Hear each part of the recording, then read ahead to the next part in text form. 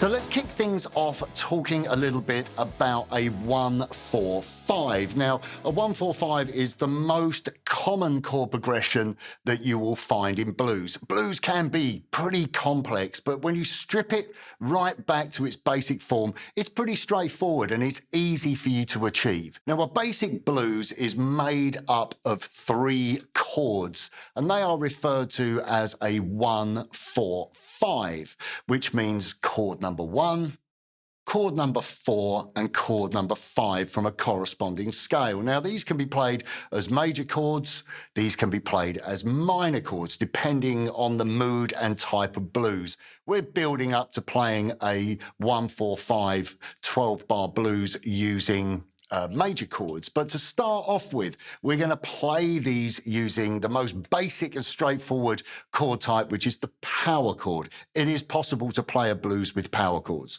So we're going to be doing this in the key of E, and we're going to be using the power chords of E5, A5 and B5. Let's take a look, first of all, at our E5. We're going to play an open E, bar our first finger across the 2nd fret, A and D, and that forms the E5.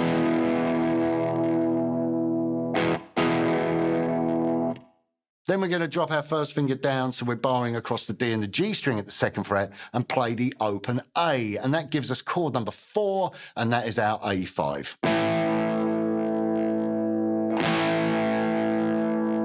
We're then going to turn that A5 chord into what's referred to as a movable shape, meaning we can move it around the neck to form different chords. We're going to play on the 2nd fret of the A, that's our root note, the note of B. We're going to play the 4th fret D and the 4th fret G, and that gives us the chord of B5.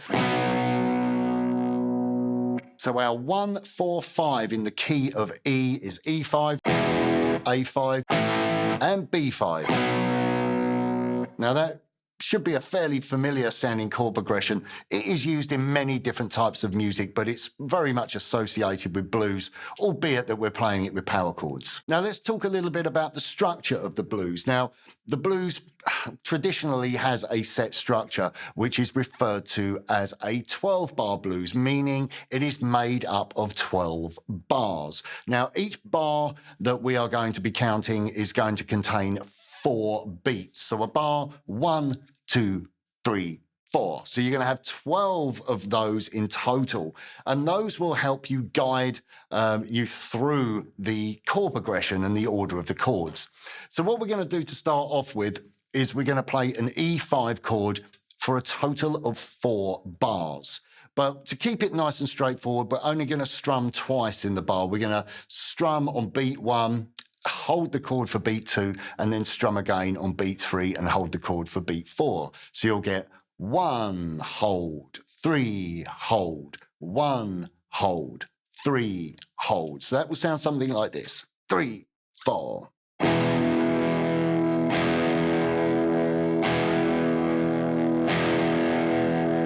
So now what we're going to do is we are going to play our E5 chord for a total of 4 bars. So you're going to strum the chord, strike the chord 8 times in total. So let's have a listen. 2, 3, 4.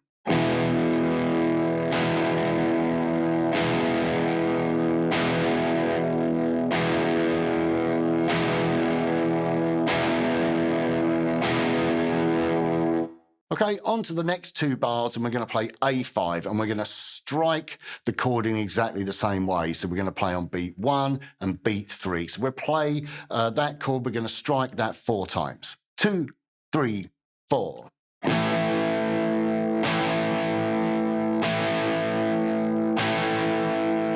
Then we're going to go back to E5 and we're going to play that for 2 bars. So again, we're playing exactly the same number of strums as we did in the A5 bar. We're going to play our E5 4 times. 1, 2, 3, 4.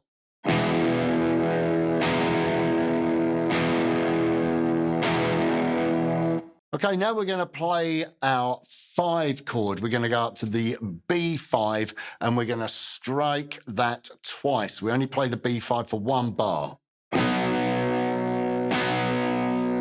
Then we drop down to our A5 and we play that for 1 bar. So we strike it again twice. Here we go. 3, 4.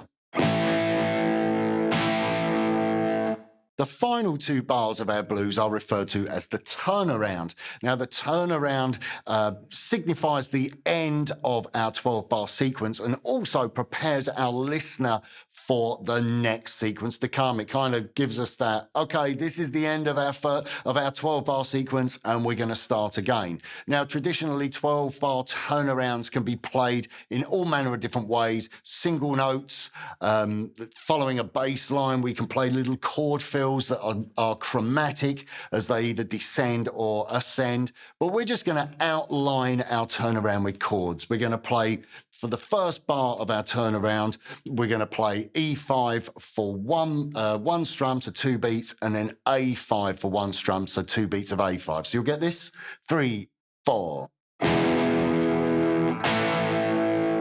And then we finish off on the 5 chord on our B5, which is for 1 whole bar, so we play that twice. So let's just have a listen to that turnaround. 1, 2, 3, 4.